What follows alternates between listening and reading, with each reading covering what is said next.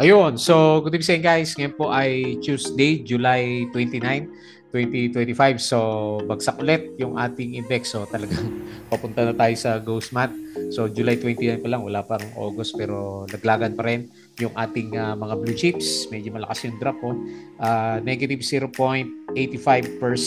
Buti na lang may mga trending stocks pero hindi rin naman ganun kalakas yung ginalaw ni na plus no, yung expectation natin at mas tataas pa siya, di ba? So, pero hindi siya umabot yata ng 20%, mga 18% lang. So, nag-close tayo 6,325.42 and then meron tayong 429.18 million net foreign sale. So, may weakness talaga sa market. And then makita mo yung mga blue chips natin dito, laglagan talaga. So siguro hinila din tayo ni Bloomberry kasi nag-drop siya ng 8.99% in anticipation doon sa video nga natin kahapon na pwedeng matanggal sa blue chips. So normally nagkakaroon ng sell-off yung mga stocks kapag alam na tatanggalin sila or kapag tinanggal na sila sa blue chip index natin. Pero wala pa rin yung listahan eh. Hindi pa rin lumalabas. Kaya marami din na nagtatanong, potential pa rin ba si Plus na maging isa sa mga blue chips natin. Okay, so tignan natin yan.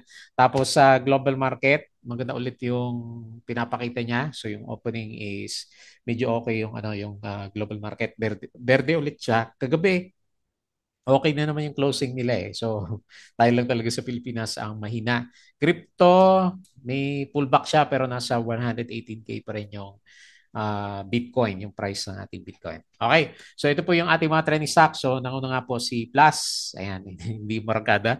Sabi nila ceiling pero hindi. So, nag-up siya ng 11.06%. Baka yung share buyback pa rin yung nagpo-push ng price action niya kasi meron siyang 187.30 million net foreign sale. So, parang kulang sa gasolina si Plus natin. So, hindi pa rin confirm kung yun nga, ibaban.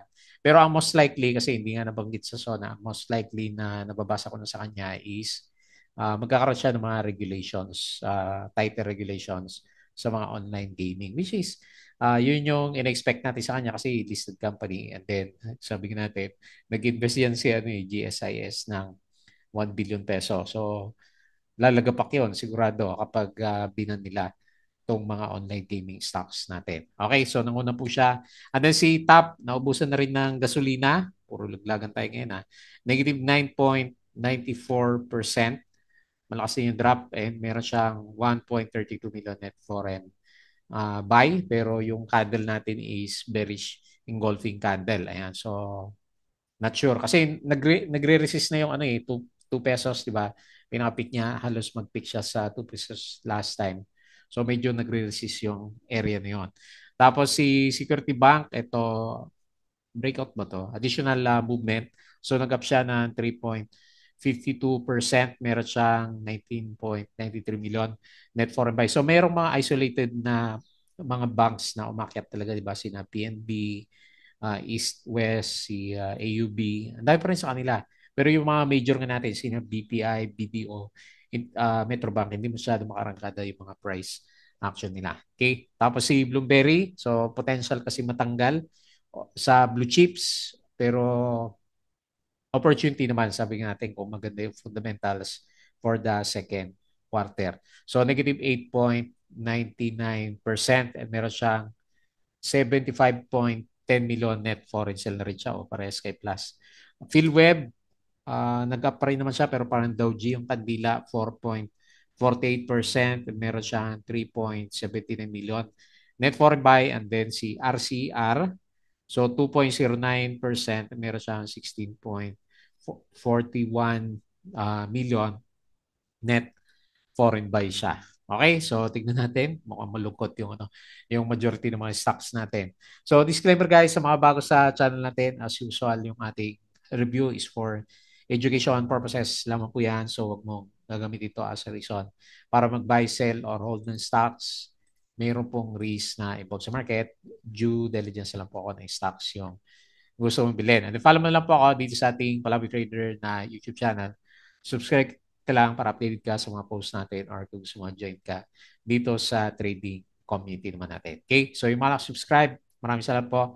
doon sa mga usual na viewers ng market natin. Ayan. So, andyan yung vlog natin about kay Plus. Tingnan natin kung maging blue chip siya. Kung matutuloy yan or si RCR yung blue chip. Umarangkada pa rin yata si, ano, eh, si RCR natin, di ba? Kasi nag-up siya na 2.09%. So, pwede ka mamimili ka ngayon kung sino sa kanila yung pwede natin i-bet. Okay. So, company reviews, mga sample review, sample trade sa market. So, double check mo na lang. Basic indicators, mga technical analysis, fundamentals, yung mga risk management, and PSC, mga basic learning sa market naman po. Sa crypto, follow mo lang po ako dito sa ating Palawi Trader. Crypto ko to para sa mga play to earn games, meme coins, and cryptos. Social media, Facebook account na Palawi Trader or Facebook page para updated ka sa mga posts natin. Bodega Pick, yung mga articles natin sa local markets. And Twitter. So ano ba yung mga na-post natin for today? Dito muna tayo sa summary. Meron na. Ayan. So, um, okay. Parang pakiramdam ko, pag-ghost month na nga tayo. So, 429.15 million net foreign sale. Medyo malaki yan ha. So, marami lumabas na foreigners ngayon. Ang tinamaan is mining stocks, negative 1.72% at saka si services, negative 2.02%. So, ang berde lang natin si property pero malik din, 0.04%. Okay, so nag-impake na yata yung mga foreign investors sa market natin. So, sa blue chips, karamihan is red. Okay, ito yung mga humila sa atin. Si Bloomberry, negative 8.99%. ICT, negative 4.08%. Nag-drop na rin pala to. Pure Gold, minus 4%. Ali, minus 1.95%. SM 1.43% and CMPF negative 1.33%. Okay? So sa winners, China Bank, hindi matatanggal to, di ba? So ibig sabihin na babalik siya, no? Opportunity pala to si China Bank, 2.97%. GT Cup 2.56, AGI 1.66, SM 1.09, at saka si A-REIT 0.96%. Okay? So yun yung mga galawan ng mga big caps. Foreign funds bought. AUB, BDO, BPI, China Bank, APF, Gen, FPH, Emperador, Keeper, Monde, ABA, AC, JT Cap, Aries, Double Dragon, MRC, Globetel, ATI, Cebu, MAC, WED, Pure Gold, 7-Eleven, APX, at saka si PX. Foreign funds sold, BDO, BPI, East West, ASN, Meralco, SCC, hindi po natin maramdaman si SCC, CNPF, DNL, FCG, Aboites, Costco, DMC, Alicrete, DDMPR, Converge, ICT, Bloom Plus, Robinsons Retail, Wilcon, Nickel, at saka si OGP. Ayan, so kumita daw si Robinsons Retail, nag-rise siya ng 4.3%. Ayan, so pero 4% lang pero panalo siya ng 2.8 billion peso. Laki no ng 4% na kinita niya. Okay, so nung alas 12, talaga mainit na yung market. Oh. So konti lang yung verde, bloom pa rin, no? 5.7 at saka si Pure Gold 4%. Okay, so Meralco first half core earnings exceed forecast. Robinsons Retail to acquire motorcycle dealership. Umakit yata si ano eh, Robinsons. Union Bank second quarter earnings slide. Yun lang, 39%. Alas 11, AGI yung panalo kanina. O Bloom, 3% pa lang. Nung umaga, nung bagong bukas yung market natin, di ba malakas yung expectation sa mga online games natin ng stock. So market yan, si Bloom, si Web, at saka si Plus. Hanggang sa mag-profit taking na lang siya. Then magtakbuhan kay Bloom kanina. So proposed gambling tax framework under review includes platform registration fees, tiered gaming taxes, and self-exclusion system. So Plus has maintained high trading volume as policy discussion progress. So lumalabas ngayon, hindi na ban, di ba? Ayan, medyo malinaw na ng konti. Kasi regulation na yung mga pinag-uusapan natin. Okay, so tingnan natin, dead cat bounce daw ba si Plus natin. Pero gap up yung kanina, although nag-close siya is verde. Yung red yung closing natin. Converge, targeting 4 million subscriber by 2027.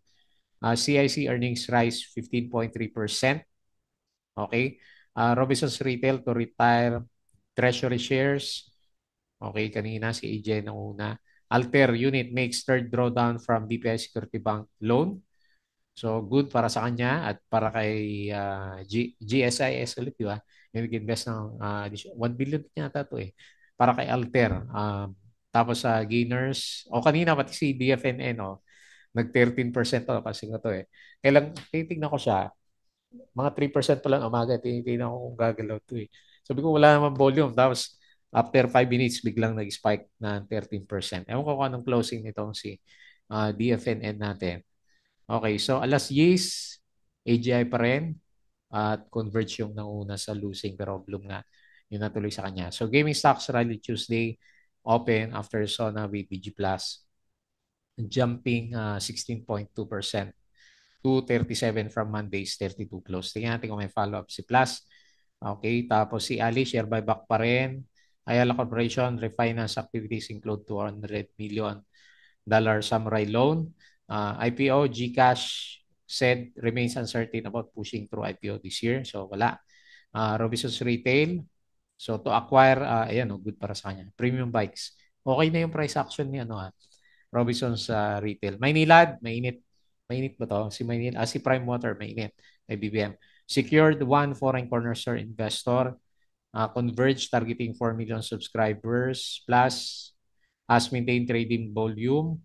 Okay, Philippine Gaming Tax Reform gains momentum. Okay, online gaming has become PubCore's leading revenue source. So mga e-games, ayan pala ang e-games So, di ba? Ang laki ng mawawala. Ilan ba yan? Paano natin babasahin to? Kasama ba yung sa ilalim o halimbawa ito from 60 to ano lang 100.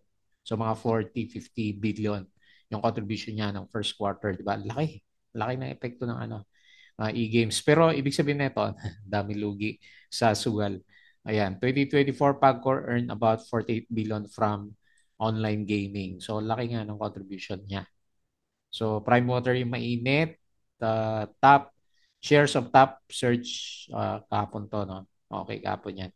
Okay, tapos yung galawan last kahapon. APX was mistakenly attributed to Apex Mining, though the figures actually pertain to Atlas Mining pala. Okay, so silence is golden. Marcos non-mention of online gaming ban eases fears but trees remain naman. Tapos yung US market is, so hindi naman ganun kalaki pala yung ginalaw pero okay lang kasi is either sideways or gumagalaw pa rin yung kanilang market. Okay? So, patalas ulit yung mga bago sa channel natin. As usual po, by August 1st, di ba? Start ulit yung cycle natin sa Patreon. So, yung mga gusto ng guide sa trades market or kung makita yung mga monitor natin ng stocks, sali ka lang po dito sa group natin. Okay? So, tingin tayo dito. Okay. So lumalabas parang ano na kasi lower high. Lower high yung index. Naku.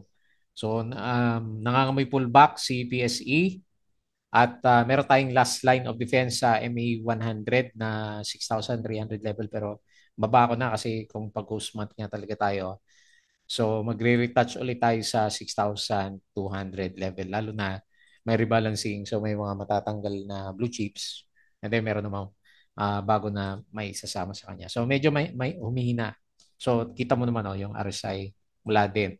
Nandito din sa sideways area, pababa pa nga siya and then yung MACD is nahihirapang umakyat yung blue line. So, tignan natin, malay mo, ayun medyo pababa yung blue line natin. Kaya lang may mga signs nga na mahina yung mga blue chips natin. Okay? So, 6,325.42, negative 0.85, and meron tayo 429K net foreign set. So, punta tayo sa mga winners. Yung may volume na lang So, plus, so laki pa rin ng traded volume niya, no? Nasa 1.88 billion. Okay, 11.06%. Tapos si Web, taas din, no? Kailan Doji. So, meron siyang 4.48%. Tapos si DFNN, ito, nabuhay siya. Kailan nag-Doji din. 4%. Pero meron siya, may volume na 2 million. Kaya lang Ipitski. May mga bumili sa kanya. Tapos si BHI is 2.04. Bumabalik ka. And then si Lipanto, kaya lang pababa, 1.75%. Okay? So yun lang, wala masyadong gumalaw na ano. May stocks natin, mas marami dito sa ano, laglag. So top, negative 9.94. So very sign talaga. Mabot ba nun? Ay, nag-DOS pala siya. Oh. So nag-touch sa 2 pesos. Kailan negative 9.94. Tapos si Bloom, minus 8%. Kinain niya. Negative 8.99. Tapos si Green, negative 6.87. Ano nangyari dito kay Green? All-time low pala to. Oh. Nakto. May stock na naman tayo na ano, nag-all-time low. So, abangan na lang natin sa ano, sa bounce si Green. Tapos si PNB, minus 6 point. Nako naman. Trap. Trap yung breakout, minus 6.78%. Daming trap ngayon, 80, minus 6.19. Grabe din si 80, oh. Atlas Mining. Nagtatakbuhan na yata, minus 6%. Daming bumabagsak, oh. ARA, minus 5. Si CPG, dami ko nakita post kay CPG, pero ayan, no. So, ano din, takbuhan din siya. Daming laglag, Negative 4.23%, ICT minus 4%, si Pure Gold minus 4%, MRC minus 3.53%, tapos FCG minus 2.9%, and then, yung may volume, si Ali minus 1.95%. Ito alter yung may investment si GSIS natin, di ba? Hindi gumagalaw. Negative 1.9%. Okay? So, bad side. Nasa bad side yung galawan ng market. Okay, so silip tayo ng konti sa global markets. O mamaya, mukhang bounce yung US market natin. So, S&P futures, 0.26%. Dow futures, 0.04%. Nasdaq, 0.44%.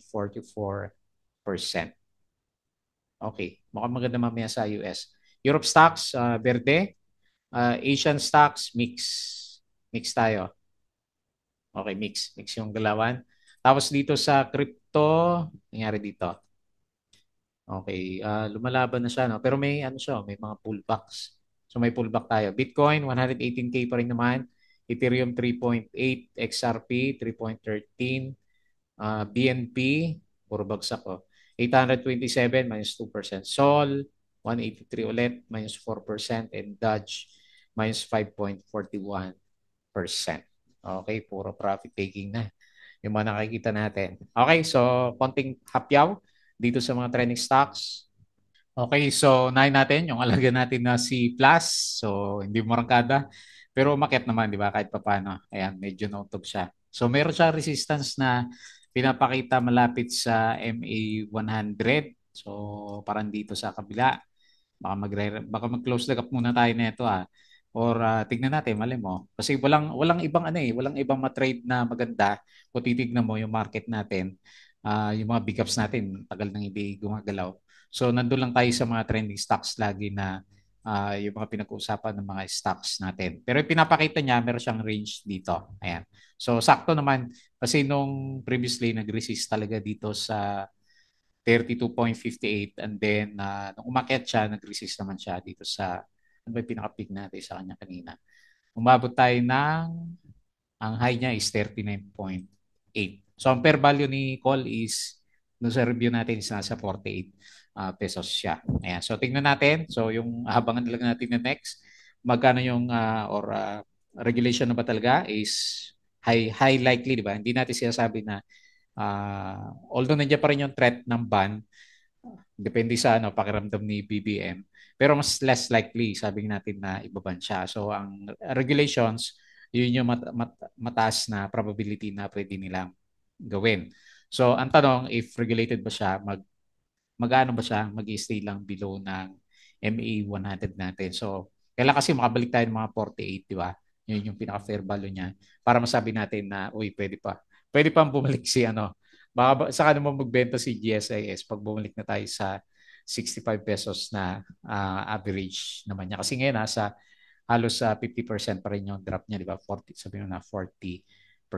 Okay? So yung nakita ko lang sa kanya, may range tayo sa kanya. So ang worst case scenario natin is close the gap kasi red yung candle eh. Ayan. Pero merong momentum yan kasi nga nawala yung fear doon sa ban na pinag-uusapan natin, di ba? Yung kinakatakutan natin last time. Ayan. So, makit pa rin naman siya for the day. So, okay lang yan. Nag-close siya 35.65 and then up siya ng 11.06%. Kaya lang, ang ayaw natin sa kanya, ito nga, meron siyang 187.13 million net foreign sale. So siguro dahil sa share buyback, kaya nakakaya niya mag-stay dito sa bandang taas. Pero kung konso tayo, for the meantime, habang inatay yung regulations, okay na rin yan, di ba?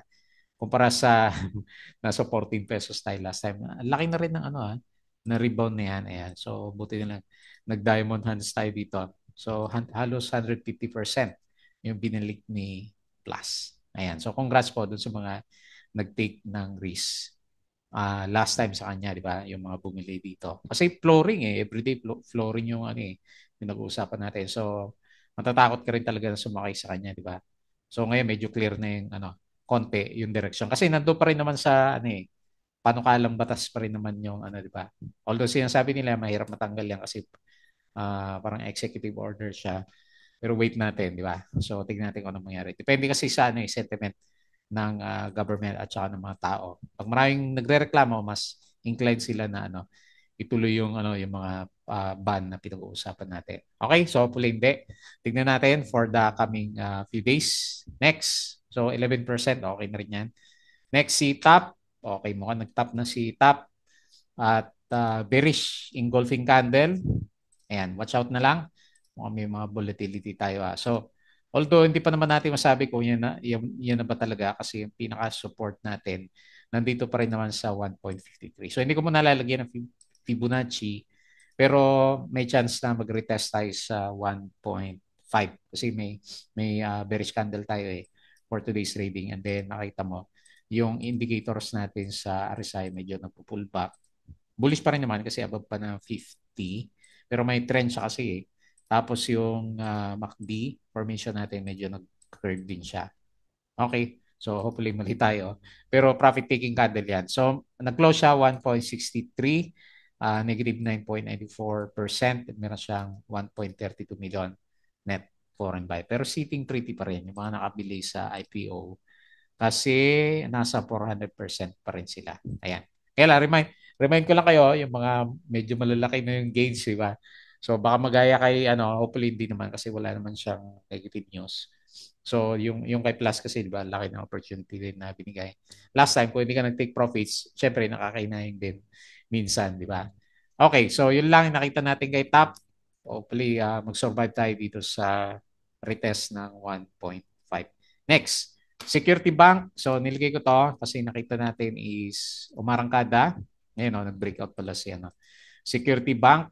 So meron ka bang Security Bank? Ayan. Laki na rin ang binigay niya. So mula dito sa baba is nasa 18%. Okay, pinaka-support natin dahil nagkaroon ng breakout is 77. And then yung pinaka-next na resistance is malapit dito sa 83 pesos. Ayan. So nandito kasi tayo sa area na to Ayan. So then another box dito sa range natin ito. Pero sa ngayon, so papunta muna siya dito sa 83.67. Medyo bullish din yung indicators, hindi pa overbought, konti pa. Uptrend yung RSI and then uptrend din yung MACD formation. Siyempre yung price action, uptrend din siya. Okay, so very good. Nakakabalik na siya. So tignan mo to, okay yung niya, yung fundamental. Last time binasura siya, okay din naman Hindi naman nagbago yung funda niya Ayun So bumabalik talaga yung stocks kapag okay yung fundamental. Kaya inisip ko si Bloomberry, kapag okay yung mga earnings niya, later on, babalik din naman siya. Yun nga lang, gaano katagal, di ba? Ito si Security Bank is July, August. So halos 1 year din pala, no? Mga 10 months na downtrend siya. So nag-close tayo 3.52% and 19.93 million net foreign buy. Ayan. May catalyst kaya to na parating bukod sa maganda yung earnings. Okay. Next, si Bloomberry. Ano bang punda ni Bloom natin ngayon? Kasi, gaya ng sabi ko, okay, sa akin lang naman, pero most likely, di ba? Ganun din yung pakiramdam nyo sa kanya is, kung matatanggal sa blue chips, meron chance na mag-breakdown tayo below ng MA 100, which is 4, di ba? So, high probability na mag-drop kapag natanggal sa blue chips. Wala pa naman yung list, pero siya kasi tinuturo ng mga mga nagre-review sa yung mga finance expert. Alam ko siya din yung ano eh, last time na nag-review eh. Bloomberg din yung candidate pero natanggal si Wilcon, di ba? Yung natanggal last time. Tama ba ako? Ayan. So, hindi siya yung natanggal pero tignan natin. Kasi mababa na yung market cap niya eh. Nasa 47 billion. So, hindi siya makabalik dito sa ano, 9. Okay. So, tignan na lang natin. Hindi ko man nalalagyan resistance. Ang batayin natin sa kanya is kung mag-survive yung support natin dito sa around 4 pesos. Okay? So, sayang. Pa-recover na yung, ano, yung price action niya. Then, nagkaroon ng mga balita. Okay? So, nag-close tayo 4.15, negative 8.99, and 75 million net foreign sell. Next, PhilWeb. Panalo pa rin kayo kahit na Doji, si PhilWeb natin. Ayan, so nagka pa rin siya ng 4.48%. Pero obvious, so profit taking candle. Kung kailan maganda yung ano nyo, parang naging trap tuloy yung ano nyo, bearish candle, no? Tingnan natin. Green naman yung kulay niya eh. So tapos verde pa rin naman. And then kung kailan kasi Doji eh. Alam mo na pag Doji, di ba? So, magre-retest, maghanap ng support. Anyway, so pero lahat ng indicators niya, bullish pa rin naman. So, makita mo yung RSI. So, bullish and then yung MACD is bullish din siya. Kailang yung candle natin, so meron tayong inverted na ano, Doji. So, profit taking kasi yan eh, pag Doji yung mga nakita natin na candle. Tingnan natin bukas. Ayan. So, minsan kasi hindi rin naman sunod sa technical yung ano, di ba? Yung mga chart natin. Pero, okay. So, hopefully mag-survive siya. O kung sakali mag-pullback, balik siya sa box dito. And then saka siya mag-retest ulit ng breakout. So nag-close tayo 3.5, 4.48% and 3.79 million net foreign buy. And then lastly, yung candidate na isa para sa blue chips, RCR. Gumaganda yung chart ni ano, RCR natin. So meron siyang resistance dito pero kung ano siya, so 8 yung resistance. Kung matuloy yung pagka-blue chip nito, basag yan, 8 natin na yan. Lalo na kung titignan mo yung indicators niya, nasa bull side siya. Oh.